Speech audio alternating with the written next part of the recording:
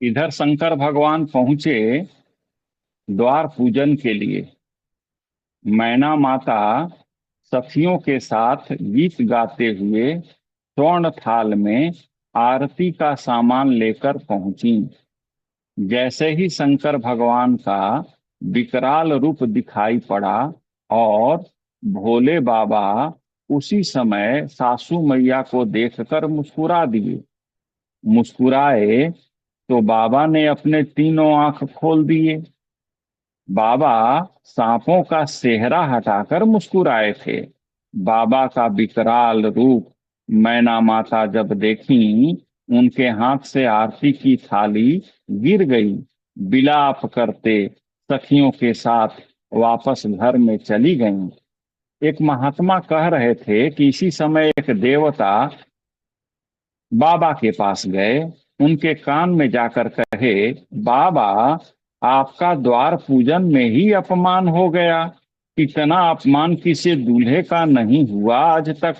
बताइए बाबा, आपकी सास आई और आरती की थाली पटक कर चली गई। शंकर भगवान बोले, ससुराल मेरी है कि आपकी है?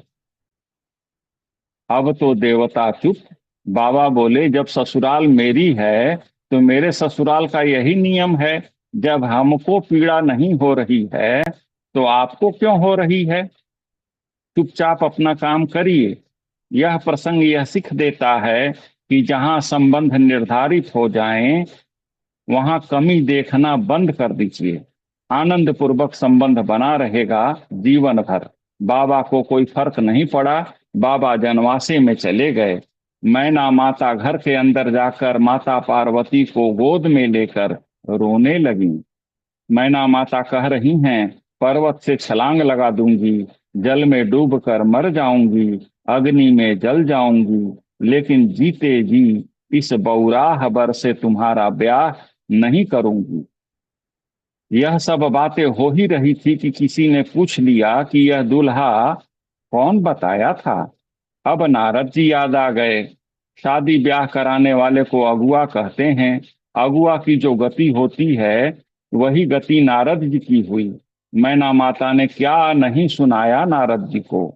मैना माता ने कहा, मैंने आपका क्या बिगाड़ा था? आपने मेरा घर उजाड़ दिया। ऐसे पागल के लिए मेरी बेटी को तप करने भेजा। आपकी कोई बेटी नहीं न है नारद जी? आप क्या जाने मेरी बेटी का दर्द। अब पार्वती मैया ने मैना माता को समझाया, माँ, मैं जहां जाऊंगी मेरे भाग्य में जो है वही मिलेगा। व्यर्थ में किसी को दोष देकर कलंक के भागी न बनो माँ। माँ, आप क्या ब्रह्मा जी के लेखनी को बदल सकती हैं? सखियां कहती हैं पार्वती मैया से कि तुम इस पागल के लिए इतनी तपस्या की थी। पार्वती मैया कहती हैं, वह पागल नहीं है। माँ पार्वती कहती हैं, हमार जोगिया जी, हमार जोगिया, हमार जोगिया जी, हमार जोगिया, डिम डिम डमरू बजावेला हमार जोगिया। डिम डिम डमरू बजावे ला हमार जोगिया।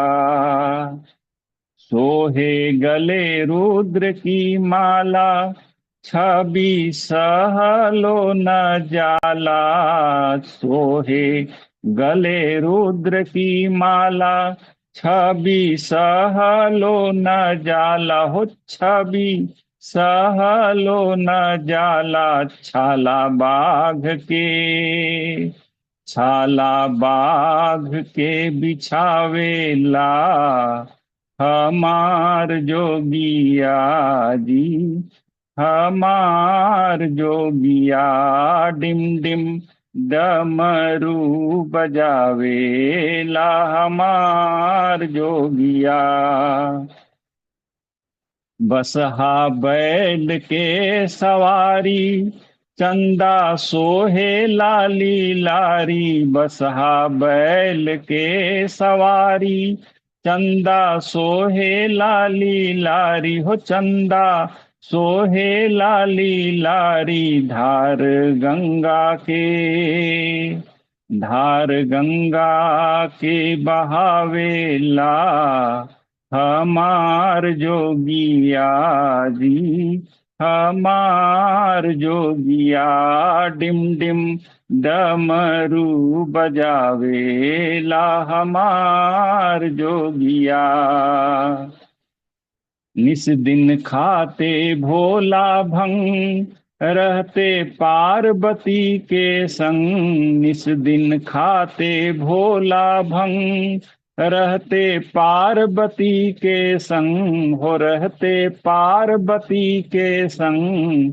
अंग भस्म अंग भस्म रमावेला हमार जोगिया जी। हमार जोगिया डिम डिम डमरू बजावेला हमार जोगिया। डिमक डिम डमरू बजावे ला हमार जोगिया जी। हमार जोगिया। पार्वती मैया ने परिचय दिया सखियों को बाबा का। इधर नारद जी वेद शिरा आदि सप्त ऋषियों को लेकर गए और उन्होंने मैना माता और हिमाचल महाराज को बहुत समझाया। कहा आपकी बेटी केवल इस जन्म में ही नहीं बल्कि जन्म जन्मांतर से शिवप्रिया हैं, जगत जननी हैं, जगदम्बा हैं। पिछले जन्म में सती थी, शिव जी की बातों पर विश्वास नहीं हुआ, जिसे शरीर का परित्याग करना पड़ा। आपके पुण्य के कारण आपकी पुत्री बनी हैं। हिमाचल महाराज सुने, लगन का पुनः श्रृंगार कराया। बारंबार पार्वती मैया को मैना माता और हिमाचल महाराज ने प्रणाम किया है चरणों में। दुगने उत्साह से सभी लोग बारातियों की सेवा में लग गए। बारातियों को भोजन कराया गया। इधर ब्रह्मा जी ने विवाह समय जानकर आदेश दिया। बाबा पीताम्बर वस्त्र धारण कर विवाह मंडप में उपस्थित हुए हैं। सखियां माता पार्वती को लेकर आई हैं। सबसे पहले मुनियों ने गणपति भगवान का पूजन कराया है। मन में यह आ सकता है कि गणेश जी कहाँ से आ गए, इसलिए कि देवता अनादि हैं, इनके आदि अंत का पता नहीं है। वेदों में विवाह की जैसी रीति कही गई है, महामुनियों ने वह सभी रीति करवाई। पाणी ग्रहण संस्कार हुआ। देवता लोग पुष्प की वर्षा करते हैं। बोलिए उमापति महादेव की जय। गौरी शंकर भगवान की जय। नमः पार्वती पतये हर हर महादेव।